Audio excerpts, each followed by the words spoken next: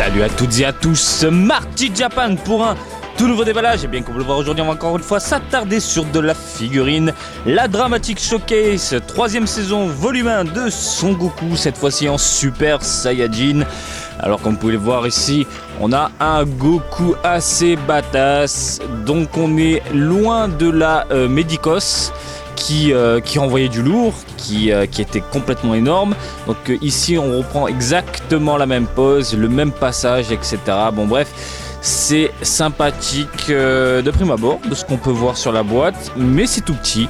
Donc c'est édité par Banpresto, comme vous pouvez le voir, et c'est licencié ici Dragon Ball Z. La boîte reste sobre, noir, classique. Comme vous pouvez le voir ici, on a un autre personnage qui est Freezer, et on découvre tout ça sans plus attendre.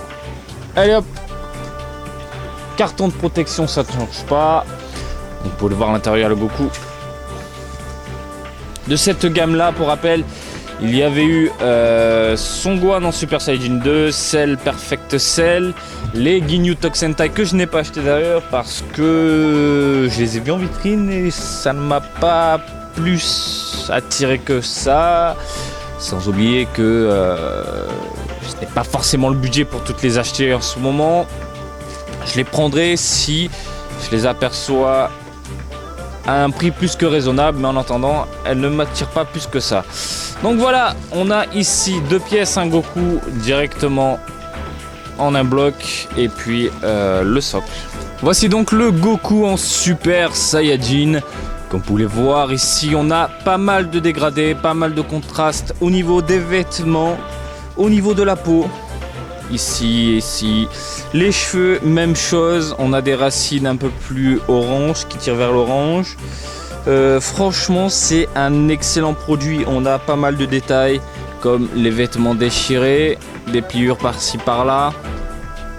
Seul reproche que je peux lui faire pour le coup, c'est il manque des égratignures, il manque quelques taches de sang plus ou moins par-ci par-là pour représenter ce moment culte.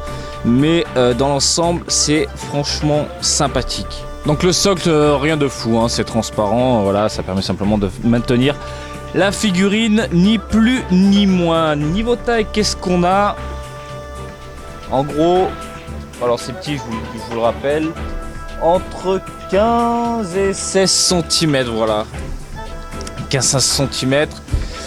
C'est petit, mais le rendu est franchement cool. Sachez que la figurine est apparue dans les Game Center japonais le 26 juillet 2016 et dans les boutiques elle est déjà vendue entre 1500 et 2000 yens. Voilà, j'espère que cette petite présentation vous a plu.